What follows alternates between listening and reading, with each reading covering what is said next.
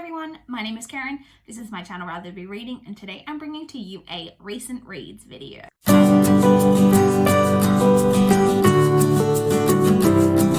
It has been a week since I last checked in for a recent reads video. Well, actually it's been a week and a day because I'm filming this on a Sunday, not a Saturday, but we're still covering a week in this video. I did complete a total of 6 books in the past week, so let's chat about those books and what I thought about them. So the very first book that I completed this past week was Winter by Marissa Myers. This one was a hefty chunkster, over 800 pages.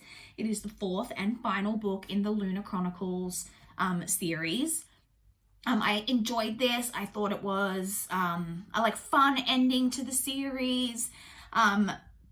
Maybe, I don't know, it's hard to say anything too much about this, obviously, without spoiling things. I love all of these characters. It was just a lot of fun. I do think that this maybe didn't need to be this long. It didn't particularly necessarily drag at any point, really, but it's just that there were maybe some stuff in there that maybe could have been carved out. I don't know, but I still enjoyed it. And I gave this 4 stars. Overall, I would definitely say this is a 4-star series for me. Very, very enjoyable. So I finished that. Oh, let me turn the book in my notebook. Page of my notebook, sorry. The next book that I completed was Midnight Sun by Stephenie Meyer. I was about to say Marissa Meyer. It's been very confusing for me that I've been reading books by 2 different authors with the same surname at the similar times. So I completed the audiobook for Midnight Sun by Marissa Meyer. It is narrated on audio by Jake Abel. So this is, I'm sure you all know what this is. It's the 5th book in the Twilight series, but it's technically, well, not technically, it is Twilight retold from Edward's perspective as opposed to Bella's perspective, which is what you get in the original book. It is extraordinarily long, almost 700 pages, I believe, in the physical copy. The audiobook's 24 hours or something like that. Really long. So I mentioned I had no intention of reading this. When I heard that this was being released after all of these years, I was I did a massive eye roll. I was a fan of the Twilight series. I have read the books a huge number of times. I've seen all the movies. I went to midnight releases of every movie from New Moon on. I'm a fan of the series as a whole, of the franchise, I guess you would say. But I recognize the problems with it. I also feel like the release of Life and Death and then this Midnight Sun really feel like money-making, just straight money-making opportunities. Whether that's on the part of Stephenie Meyer or whether that's on the part of the publishing company, I don't know. But it just seems like an easy way to get money out of fans, which bothers me. So I didn't really have any intention of picking this up. I wasn't going to purchase it. I wasn't going to give money to Stephenie Meyer. I also recognize that there are issues that people have. They recognize issues with her representation of Native Americans, with particular I'm not sure that I'm pronouncing this correctly, but the Quileute tribe. I will leave a link down below to where you can donate to them. I believe they're having to relocate at the moment to higher ground, and she definitely didn't represent them in the best way in the series, and so if you're thinking of buying the book, I would encourage you to get it from your library. If you have to read it, find some way to read it without giving money to Stephenie Meyer and instead donate the money you would spend on the book to them. Like I said, there'll be a link down below. But I had no intention of picking it up anytime soon, but my library happened to get the audiobook in. It came up in the new audiobook section. I was like, okay, let me place this on hold. And when I placed it on hold, there was a 28-week hold period. And I was like, whatever, I'll just leave it in my hold section for however long. But then for some reason, the very next week, it came off hold. And I was like, okay, I guess I'll listen to it. So I did. Is this book necessary? Hell no. Is it incredibly repetitive of Twilight? Yes, it is.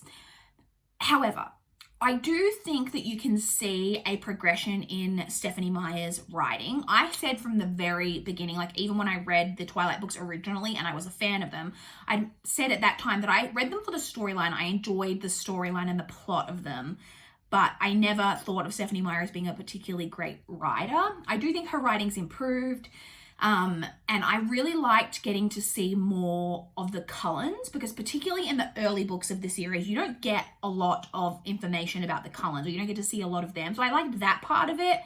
But this is just a lot of Edward burning, pining, perishing over, like, it's just a lot of him being obsessed about Bella and just thinking about her all the time and thinking about how fantastic she smells and and it was a lot. And it's very long. I don't think it needed to be anywhere near this long, and like, it was just, I don't think that this book should have been published. So in the end, I gave that 2.5 stars. I then read The Second Mother by Jenny Milchman. This is a digital copy that I received in exchange for an honest review from NetGalley.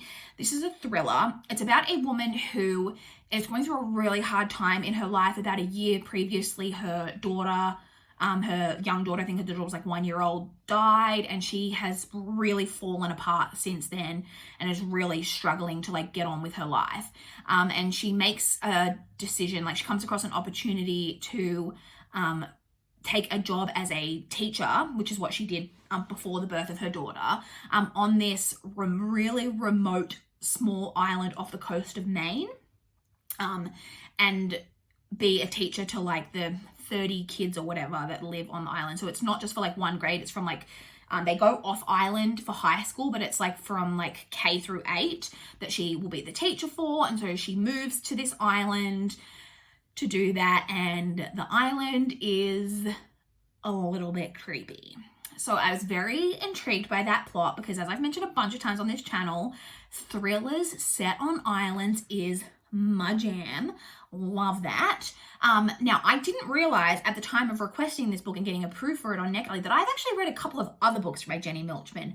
I read a one by her that I think was like a 3-star, that was just okay. And then I read one, I think it was just last year, that I really didn't like, that was like a 2-star. And so if I'd known that, I might not have requested this, but I'm like, this one was probably the best of hers that I've read. The atmosphere on the island, and like there's a real like creepy vibe, and like you're really questioning at the beginning when she's moving in, like weird things are happening that you're like, what is going on? Like obviously everyone on this island has secrets, and like it's a whole other way of living, and it's strange and unsettling. I really, really liked all of that. The overall like outcome of the plot and everything was just kind of meh, just okay. It was fairly predictable. But like I said, the atmosphere and all that, I really did enjoy like the whole first, not necessarily the first half. The part before she gets to the island was a bit like whatever. Then when she made it to the island, that whole beginning part of her being on the island, I really did enjoy. And then the end part was kind of like, eh. So in the end, I gave it 3.5 stars. It wasn't a bad book, but it wasn't like anything fantastic. I then listened on audio to Fool's Errand by Robin Hobb. This is the first book in the Tawny Man trilogy. The Tawny Man trilogy is the third in the trilogies, the 5. Ow, Winifred! Winifred just tried to jump up onto my leg to use me as a climbing post to get up onto the table and really dug her nails into my leg, and that really, really hurt. And now she's run away from me because I scared her when I yelled out. It's the first book in the Tawny Man trilogy, which is the third trilogy in a set of 5 trilogies that make up the realm of the Elderlings series. So this trilogy is like a kind of a direct sequel to the Farseer trilogy, which was the first trilogy. It is set 15 years after the events of that trilogy. And I'm not going to say too much about the plot or anything apart from that because it would spoil the events of the Farseer trilogy. But I enjoyed this. I enjoyed being back like in this setting, like with the characters that we have. Really enjoyed all of that. There was some like real heart-wrenching moments that really got to me. I actually cried at my desk. Like I had to like smother back some crying at my desk while I was in my workplace listening to this. I enjoyed it. It's still like, I do think these books, which I think is quite typical of adult fantasy from what I understand. I'm not a huge connoisseur of adult fantasy, but they're very long and they kind of go on a little bit where I think they could be really like trimmed down in some areas. But having said that, like you get so invested in the characters and stuff that it's not necessarily a huge downside. But I did enjoy this. I liked where this is like heading and the setup of this. I liked the plot progression, because sometimes when authors write trilogies or series set after an initial like series, the plot feels really contrived and that, but I really think that the plot that we're following like in this trilogy felt like a natural progression from the first series, and I really enjoyed that. And I look forward to seeing where we're going to head in the other books in the trilogy, and in the end I gave it 3.5 stars.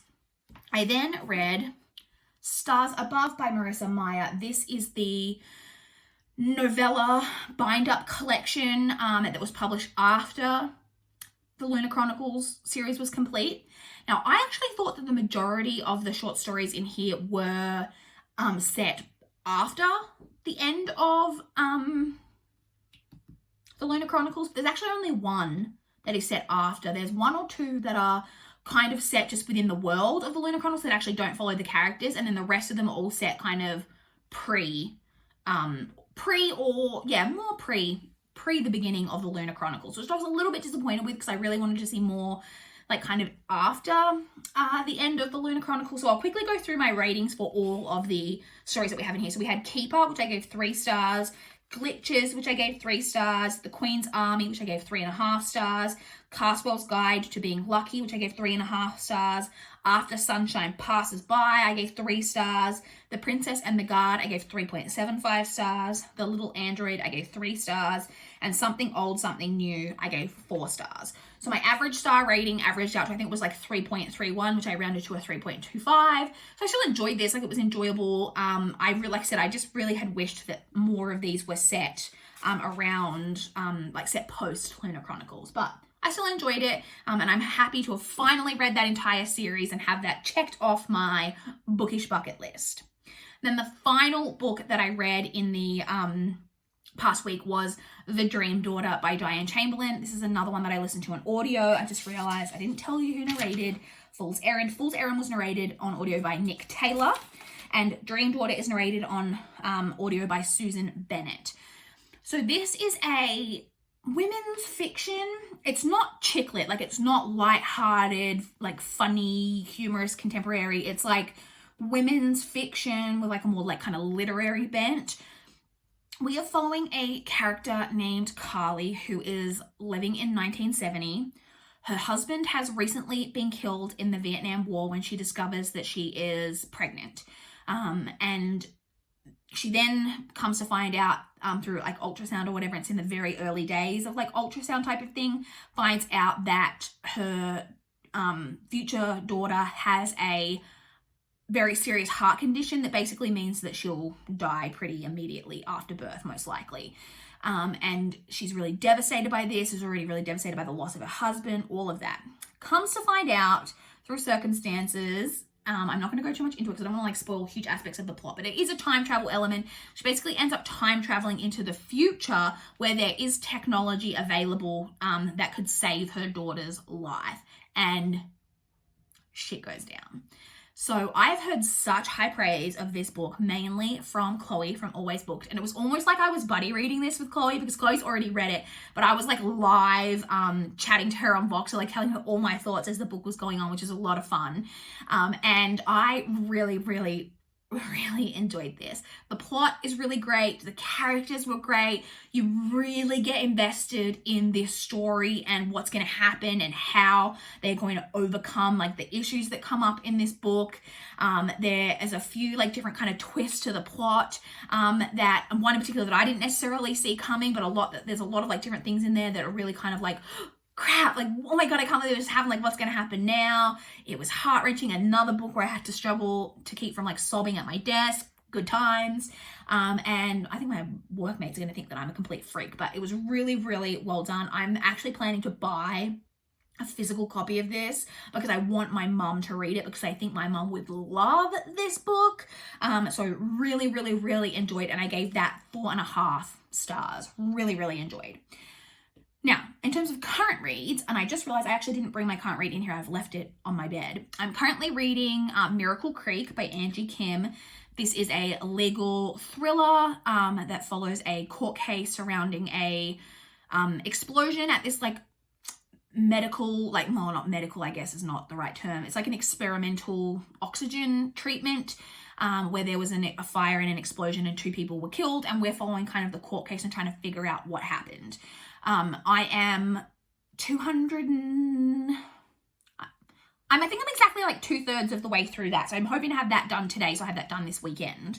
So I'll have more thoughts on that in next week's recent reads video. To give a quick update on 30 and 30, if you saw my September TBR, then you know that I am attempting to read 30 books in the 30 days that we have in September. So as at the 4th, which is the date on the Friday was the 4th, I had completed 5 books in September. So I was 1 ahead so far. So that is great. So hopefully I can keep on top of those numbers, and I will keep updating you throughout the month in my recent reads video how I'm going with that 30 and 30 goal. That's it for this video. I think I would love to chat with you guys in the comments down below if you've read any of these books, if you've got any thoughts, or if you want to chat to me about what you guys have been reading recently. I would love to know. Please like this video if you liked it. Please subscribe if you want to see more from my channel. That is all I have for this video today. Bye guys.